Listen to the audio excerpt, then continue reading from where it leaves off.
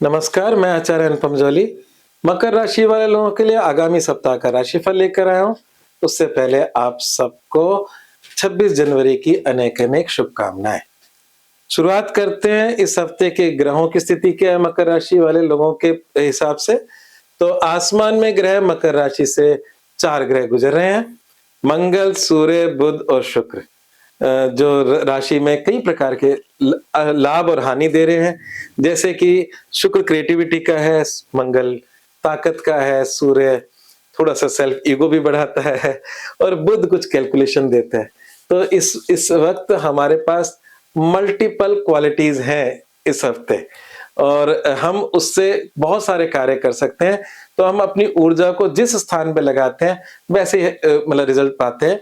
तो ये जो समय है मल्टीपल ऊर्जाएँ हमारे साथ ईश्वर कृपा से है, उसको एक पॉजिटिव वे में अगर लगाकर इस हफ्ते को बहुत अच्छा बनाया जा सकता है। राहु देवता हमारी कुंभ राशि से गुजर रहे हैं जो कि साल पर्यंत रहेंगे। शनि देवता मीन राशि में जो यहीं रहेंगे अभी।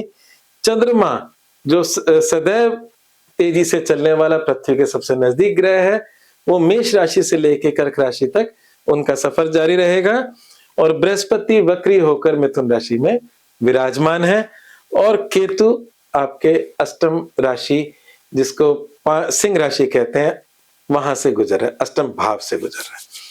बात करते हैं अगर हम राशिफल की ओवरऑल, तो शुरुआत के 2 दिन चिंताओं और मानसिक भय से शुरुआत होगी। शेष सप्ताह बहुत अच्छा है। तो शुरुआती समय थोड़ा चिंताओं और भय का है और शेष सप्ताह बहुत अच्छा है। वो चिंताओं भय का समय डेट आपके सामने लिखी हुई है। 26 जनवरी, 27 जनवरी शाम 4:45 तक। है ना? ये समय मैं बार-बार राशि में क्यों बताता हूँ? इसलिए बताता हूँ कि बस सावधानी रखनी है उस समय। है ना? समय मतलब उतार-चढ़ाव का होता है, पर हम सावधानी से बहुत चीज़ें अपनी बचा सकते हैं। कई बार महत्वपूर्ण कदम उठाना होता है, तो कई बार कहते हैं ना विद्वान लोग कहते हैं, अगर कोई बुरा काम करना हो तो 2 दिन रुक जाओ। 2 दिन रुकने का मतलब होता है चंद्रमा अपनी राशि परिवर्तित कर लेते हैं। चलिए आगे बढ़ते हैं, स्वास्थ्य की बात करते हैं। तो स्वास्थ्य के लिहाज से तो समय अच्छा है। राशि का स्वामी पराक्रम में है, आपकी राशि में उच्च का मंगल है। तो इसलिए कहीं न कहीं शक्ति प्रदत्त समय चल रहा है, तो स्वास्थ्य के लिहाज से ठीक है। शुरुआती 2 दिन जैसे मैंने बोला मानसिक स्वास्थ्य में छोटी-मोटी समस्या, मानसिक स्वास्थ्य बोले चिंताएँ और चिंताओं के अलावा कुछ नहीं। तो स्वास्थ्य के बाद प्रेम और विवाह की अगर हम बात करें, तो प्रेम संबंध का जो ग्रह मकर राशि वालों के बनता है वो शुक्र बनता है और शुक्र वैसे भी प्रेम का कारक होता है। शुक्र आसमान में अस्त चल रहे हैं, जो 31 तारीख की रात्रि 2:15 पे उदय हो जाएँगे। तो जो विगत में कुछ प्यार मोहब्बत संबंधी कोई बातें चली आ रही हैं, तो उसमें जो बल मिलेगा वो 31 तारीख की रात्रि मतलब आप 1 फरवरी से मान लीजिए या आगामी सप्ताह वो अनुकूल हो जाएगा। अभी पिछले कुछ समय से जब से शुक्र अस्त है, तो उसमें थोड़ी-सी न्यूनता दिख रही है। शनि देख रहे हैं प्रेम वाले भाव पे, वो भी छोटी-मोटी अड़चनें देती हैं। तो कई बार हम अपने कार्यों में इतना व्यस्त रहते हैं कि कुछ चीज़ें हमसे इग्नोर हो जाती है, तो वैसे ही कुछ समय चल रहा है। ठीक है, नेगेटिव नहीं है परंतु शिथिलता है। तो अब बात करते हैं वैवाहिक जीवन को लेकर, तो वैवाहिक जीवन से संबंधित अगर हम बात करें तो समय मोटे तौर पे एक मिश्रित समय है। ना हम इसे खराब कह सकते हैं, ना इसे अच्छा कह सकते हैं। छोटे-मोटे उतार-चढ़ावों के साथ वैवाहिक जीवन चल रहा है। उसमें ऐसा कुछ मतलब बुरा नहीं है, हालाँकि उच्च का मंगल की नीच दृष्टि है, परंतु इसलिए और बाकी सब ग्रह कुछ आशीर्वाद दे रहे हैं, कुछ हल्का-सा कष्ट दे रहे हैं, तो मिला-जुला समय है। तो मिला-जुला इसे मिश्रित समय कह सकते हैं, ना बहुत बुरा, ना बहुत अच्छा। ठीक है? तो वैवाहिक जीवन के बाद व्यवसाय, नौकरी और करियर, इन तीनों को मैं एक साथ ही लेता हूँ, जीवन का एक मुख्य आधार है। तो अगर हम देखें तो उस लिहाज से समय भी आपका धीरे-धीरे पक्ष का होता जा रहा है। वैसे तो समय वो भी ठीक है, पर शुक्र के उदय होने के बाद आपके नौकरी और व्यापार में भी ताकत आएगी और शुक्र उदय 31 तारीख को हो रहा है। जैसा कि मैंने बताया सप्ताह के करीब-करीब अंत से पहले शुक्र उदय हो जाएगा और शुक्र की ताकत जब शुक्र उदय होने से पहले धीरे-धीरे बली होता चला जाता है। जितना सूर्य से दूर जाता है, अपना थोड़ा बल प्राप्त करता जाता है, तो उत्तरोत्तर करियर का समय धीरे-धीरे अच्छे की तरफ ही जा रहा है। बाकी इस समय जो समय चल रहा है, काम-धंधे को लेकर या नौकरी को लेकर बड़ा क्रिएटिव समय चल रहा है। मतलब इस समय आप 360 डिग्री सोचने की शक्ति रखते हैं। मतलब आप इस समय अपने विचारों को इम्प्लीमेंट हो सकता है कि 31 के बाद हो जाए, पर अभी रफ वर्क तो कर ही सकते हैं। तो अपने कार्यों के रफ वर्क अभी कर लें, आगे जाकर उसके परिणाम में वो कन्वर्ट भी हो जाएँगे। तो व्यवसाय के बाद अगर हम बात करें पैसे की बात, पैसा बहुत ज़रूरी है जीवन में, और धन का जो आय का स्रोत है, जो इसका स्वामी है वो मंगल है, वो उच्च का है। तो आप स्वयं समर्थ हो रहे हो, आपकी राशि में उच्च है। आप स्वयं समर्थ हो रहे हो भिन्न-भिन्न मतलब स्रोतों से पैसा कमाने में।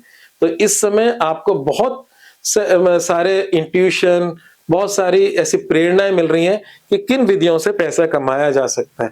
तो उसको आप इम्प्लीमेंट करना शुरू कर दें, समय आने पे वो फलित हो जाएँगे। तो समय पैसे के लिहाज से, इनकम के लिहाज से बुरा नहीं है।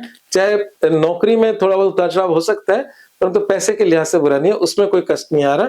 मंगल उच्च का है और वो अपना अच्छे प्रभाव दे रहा है।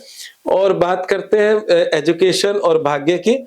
तो अगर हम एजुकेशन की बात करें, तो छोटे-मोटे समाधान एजुकेशन के अच्छे रिजल्ट प्राप्त करने के लिए करने चाहिए। शनि मंदिर में आपको सरसों का तेल चढ़ाना चाहिए। आप वहाँ पर सरसों के तेल का दीपक भी जला सकते हैं, मतलब इसको हम दीपदान कहते हैं, वो भी बहुत लाभकारी होता है। मतलब हम किसी भी ईश्वर से आशीर्वाद प्राप्त करने के लिए तमसो मा ज्योतिर्गमय, मतलब अंधेरे से उजाले की तरफ, तो दीपक जो है वो उजाले का प्रतीक है। तो जीवन में भी कभी अंधेरा छा रहा हो, तो हम अपने इष्ट के सामने, अपने देवता के सामने जब दीपक जलाते हो, तो उस आलोक से आप भी प्रकाशित होते हो और देवता प्रसन्न होते हैं उससे। तो देवताओं की प्रसन्नता के सबसे सरल साधन है दीपदान। तो यहाँ पर आप शनि मंदिर में एक अच्छा सा सरसों के तेल का दीपक जला सकते हैं। इसके बाद अगर हम बात करें तो भाग्य की, तो भाग्य भी छोटी-मोटी अड़चनों के साथ ऐसा कुछ बुरा नहीं है, पर जो मैं सप्ताह की शुभता के लिए और मूल मंत्र देता हूँ, उसमें बहुत कुछ कवर हो जाता है इन सारी बातों में। जैसे कि इस बार जो मैंने सप्ताह की शुभता के लिए जो दिया है, वो चिड़ियों-कबूतरों को दाना डालने के लिए कहा है। वैसे भी चैरिटी है, अच्छी बात है, हमारे हाथ से कुछ ना कुछ होते रहना चाहिए। ये आपके अष्टम राशि से गुजरने वाला केतु है और केतु भी साल भर रहेगा। केतु कोई भयानक नुकसान, एक्सीडेंट ना दे दे, उसके लिए ये उपाय आप ना सिर्फ इस हफ्ते में, पूरे साल पर्यंत भी कर सकते हो। और अब बात करते हैं मूल मंत्र, वाणी की कठोरता से बचें।